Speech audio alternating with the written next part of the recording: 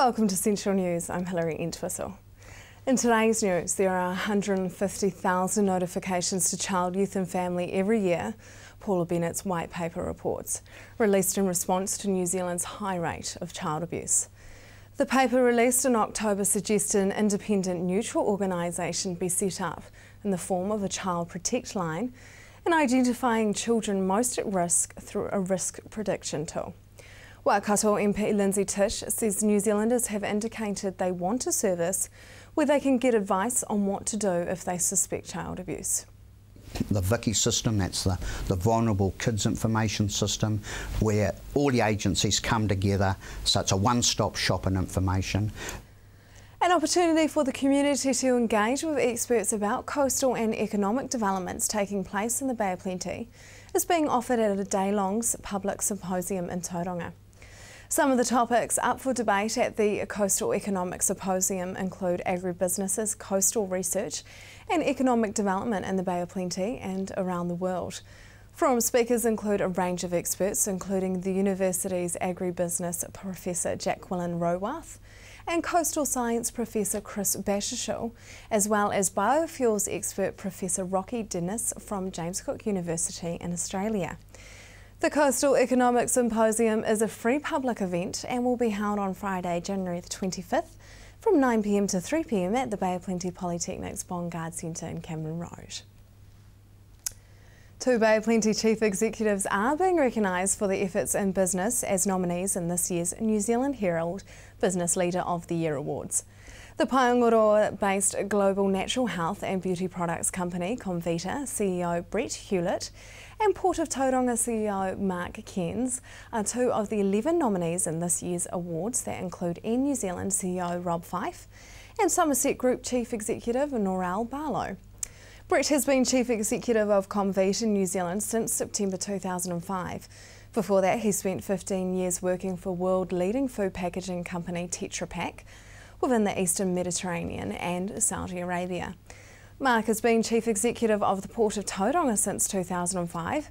He oversees 185 full-time staff after serving as Chief Executive of C3 Limited, formerly known as Toll Owens Limited, for 5 years. Now for our region's weather, Hamilton, your Wednesday will have a fine spell with showers and light winds. Your expected high is 25 and an overnight low of 12. Tauranga Wednesday will have a few showers and fine spells and light winds. Your expected high is 26 and an overnight low of 17. Just ahead, managing Māori assets.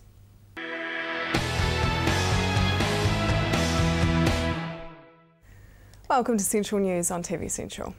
A new working panel has been created to ensure optimum value is gained from Māori assets, with Waikato University playing a key role. Amy spoke with Robert Joseph to find out about the new initiative. Well, here at the University of Waikato, we've established Te Matahautu Taketake, the Māori and Indigenous Governance Centre, which is a research centre of excellence, obviously examining Māori governance. And the whole purpose of the centre is to improve Māori governance and looking at the whole ambit of Māori governance, whether it's post-settlement governance entities, to Tueday Whenua Māori land trusts and incorporations, as well as the other host of Māori corporate entities. Our centre has been established to research how well different governance entities are doing, Māori entities, the ones that are succeeding, and there are some great successes out there, but we don't hear enough about them, and we need to promote those more, as well as those who are mediocre or others who are having challenges. But we want to go in and research, or we are researching those models, what works, what doesn't, and why, and publishing that research, disseminating it so that it's available for other Māori entities to learn from, but also for Māori to work more effectively with other stakeholders within the community and even internationally.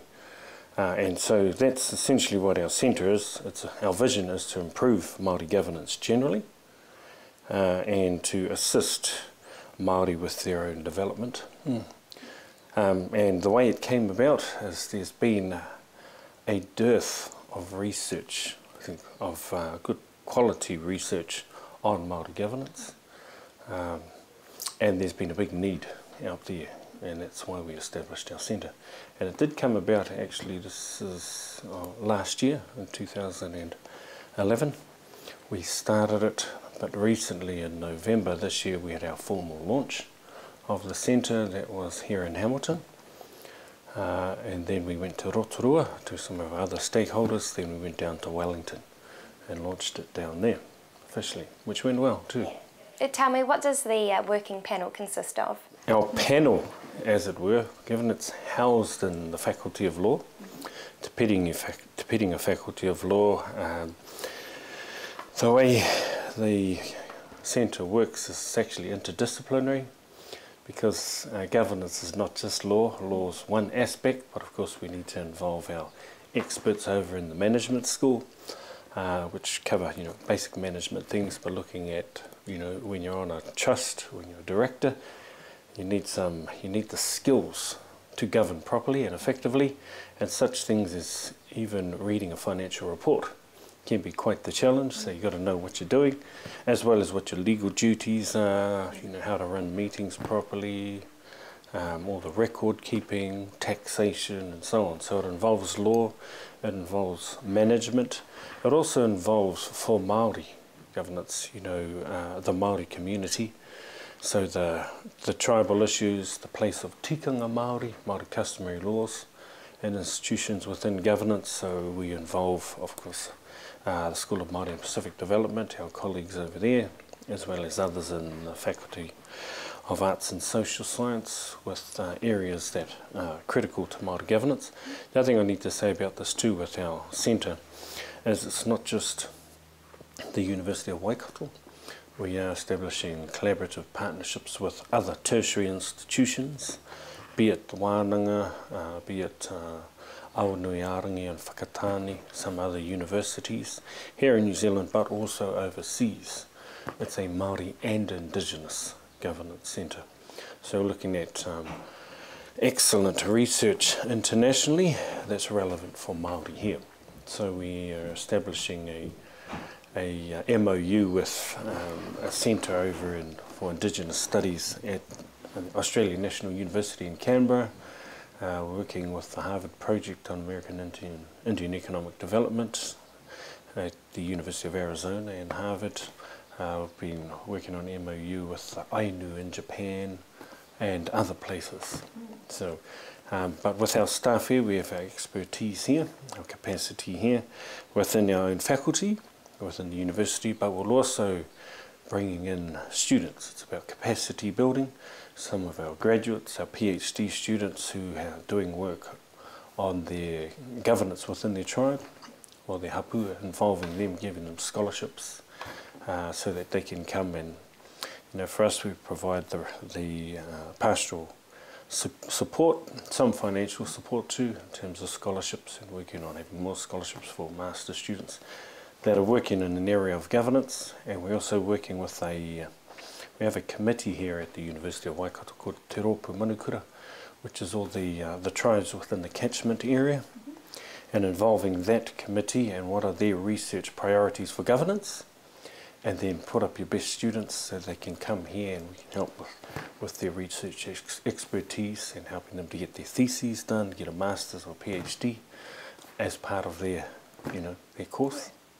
So that's how we are working. Now, who does this working panel consist of?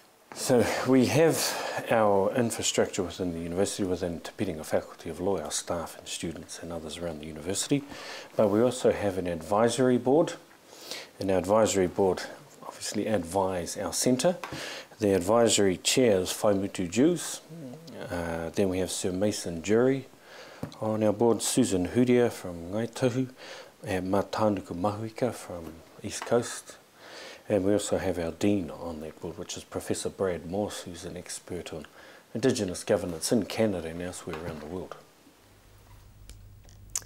Stay tuned, as up next we look at the benefits of the Hobbiton movie to our area.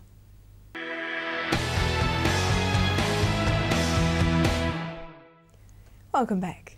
Because of the recent release of the Hobbit movie, I spoke with MP Lindsay Tish to see what the economic benefits will be for the country and, of course, our regions.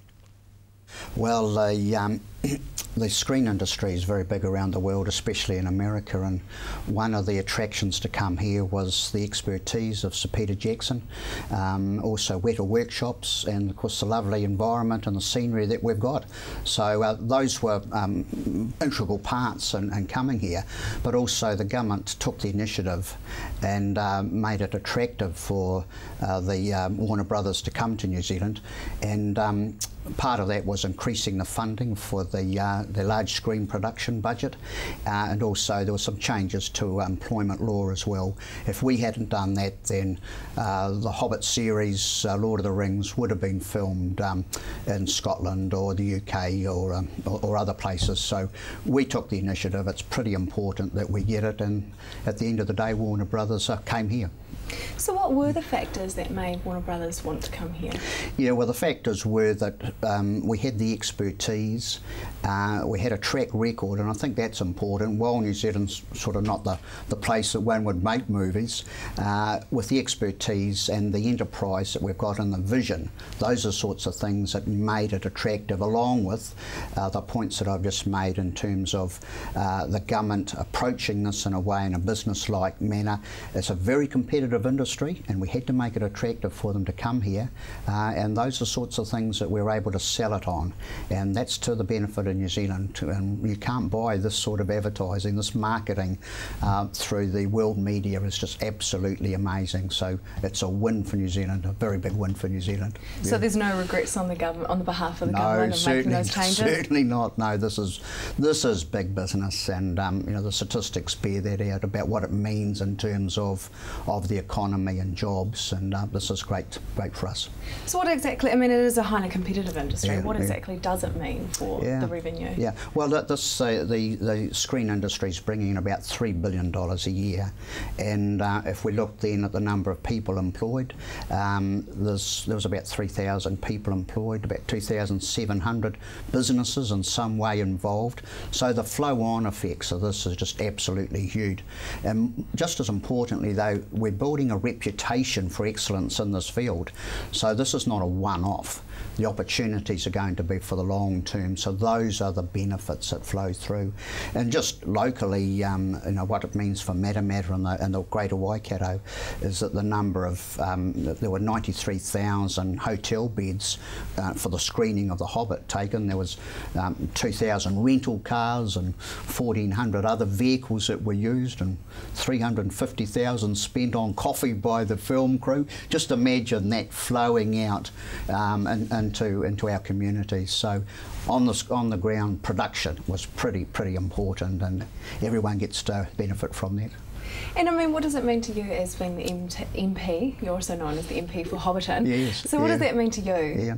Well, I'm pretty proud to be able to advocate on behalf of the industry and also New Zealand, because this is not just about our community. This is about New Zealand Incorporated.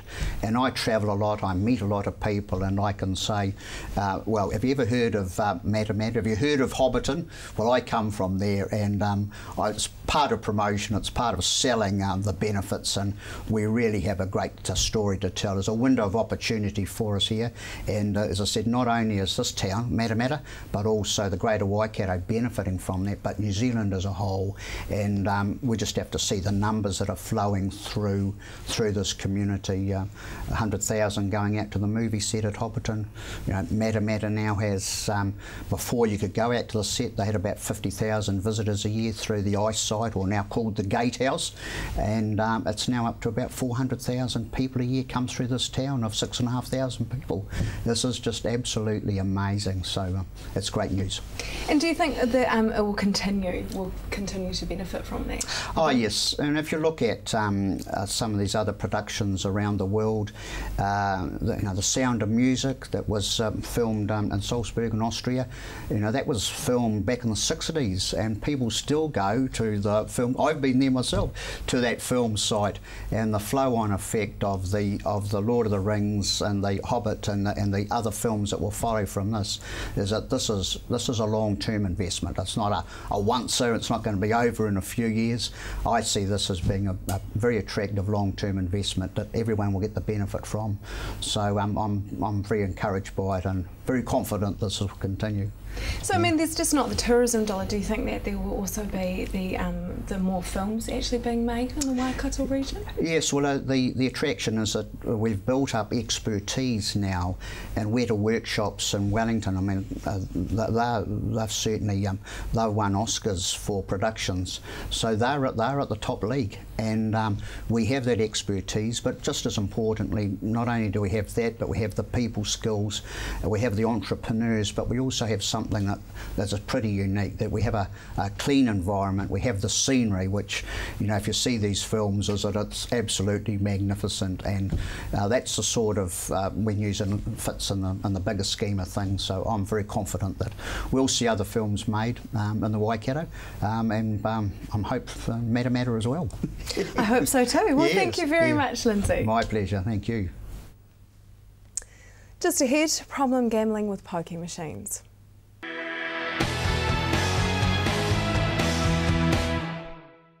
If you have just joined us, welcome to Central News. Gambling affects many people and families around New Zealand, and unfortunately the financial pressures around this time of year can see a large increase in those affected. Amy caught up with Cheryl Smith to find out how the addiction starts. Yeah, there's some mythology around that, isn't there? You'll have heard some of it, like people are weak-willed, or actually they're making a choice to go and do something like gambling. But really any of us can get addicted, and often it's about things like access to whatever our addiction is, and the frequency with which we do it. And so we know, for example, with pokies, that people that are playing two people out of 5 that are playing once a fortnight are in that kind of risky territory. And part of the reason for that is because different people do operate a little bit differently, and also their life experiences that have come before have maybe channeled their addiction that way rather than towards something else. So if, for example, if they grew up with a parent who gambled and they had some excitement happening around gambling wins and that kind of thing when they're younger, that might be something that they tend towards more so than another type of addictive or risky product. Now, gambling can often increase when people get stressed. Why is that? Yeah, when we're able to think clearly, it's because we're using the front part of our brain up here. When we go into stress mode, it's like being on survival, and you'll know the kind of things like fight and flight, yes, and freeze we also have. That's all operating from the back part of our brain. When we get an addiction, it goes into that survival kind of category as well, and stress takes us straight there. So whilst we think that education is going to be useful, it is while people are not in that moment of making the choice when they're already stressed. If they're already stressed, then that thinking part isn't happening, and so they're acting before thinking, and that's why it seems so compulsive, and it seems like people aren't really making a choice, because they actually aren't. They've lost their choice at that point. So why do we gamble? Yeah, well, gambling is an interesting one, and I think it makes sense to me now that I've been working in the field for a little while, that we want a bit of an excitement. We want to break away from a dull or dreary day, or if we're already under stress, gambling gives us that brain chemistry kind of lift that tells us that something good is about to happen. And unfortunately, it's not a reality. Most of the time that good thing is not going to happen. But in our brain chemistry, we still are reacting as though it is. And so we get that sort of feeling of something a bit more positive and something good that has two features. It takes us away from the issue that we may be wanting to avoid dealing with for the moment, and gives us a bit of a lift as well. It's only when people walk away from, say for example, their gambling machine, or their sports betting or whatever, and they've lost, that then the stress comes back in again. Yeah, so it's quite a vicious cycle, hey. And how do we define problem gambling? Yeah, now we define it as any gambling that's causing harm. So it's really that simple. If someone's gambling is not causing an issue for anybody, then it's not necessarily problematic. If it's causing any harm, like stress can be one, relationship issues, if people are getting so upset with what's happening when they're gambling that they feel guilty or they get violent, or they're committing crime sometimes, and so that affects the whole community, then yeah, that's where we're defining problem gambling, causing harm. So we've talked about the human side of gambling. Now, what attracts people to the pokie machines? Well, that's the other thing. Pokie machines are really well designed to attract our attention. We all know about the lights and bells and whistles and things that that kind of attract us to them. And they're in the kind of environment where people feel safe and comfortable and not under threat. And then once people start using the machine, it's that technology that's behind it that's allowing their brain chemistry to interact in a way that tells them that something positive is about to happen. So people will tell me that they really like playing for things like free spins. We know that they're not actually winning, but the reason that they feel that way and that they say that they like it is because their brain chemistry is telling them that something good's about to happen. Yeah, so, and the machines are random number generators. So people think that they can work out a way that they can win, but actually it is random. And our human brains, we want to work out a pattern or something. We want to be able to be more intelligent than the machine. And it's very difficult for us to kind of get our heads around the idea that we can't predict that. We can't work it out, and we won't beat the machine. And how do Problem Gambling Foundation counsellors help people when they want to stop harmful gambling? Yeah, I think it's really important that when people are away from their mode of gambling, that they make a choice at that point when they're using that, what we were talking about before, their thinking part of their brain in the front, when they're away from it, and making that positive choice to stop. And once they do, some specialist help can be really useful, along with other support, in their family. So what we're doing as problem gambling counsellors is that we're working with people to work out what took them there in the first place, how they can work out what their triggers are, how they can prevent themselves going back again, keep themselves safe in the meantime, move past their addiction, and learn more about themselves, so that then, people tell us that they recover well, that they're happier in their lives, they've got more money, which makes them less stressed and less on survival mode, and their relationships tend to improve as well. Yeah. If you or anyone you know is experiencing problem gambling, contact the Problem Gambling Foundation on 0800 664 262. That is the news for today. We really want you to be involved, so like us on Facebook and let us know your views. If you have news including your own video and photos, go to our website and hit upload. Thanks for joining us. I will be back tomorrow night with more guests from in and around the regions. I'm Hilary Entwistle. Have a lovely evening.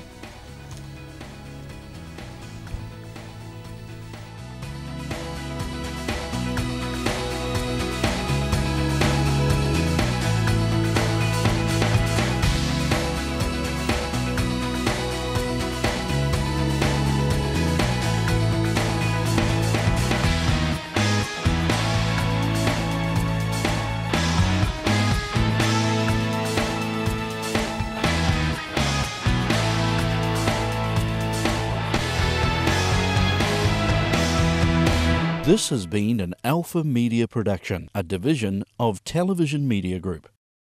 Supporting local content so you can see more of New Zealand on air.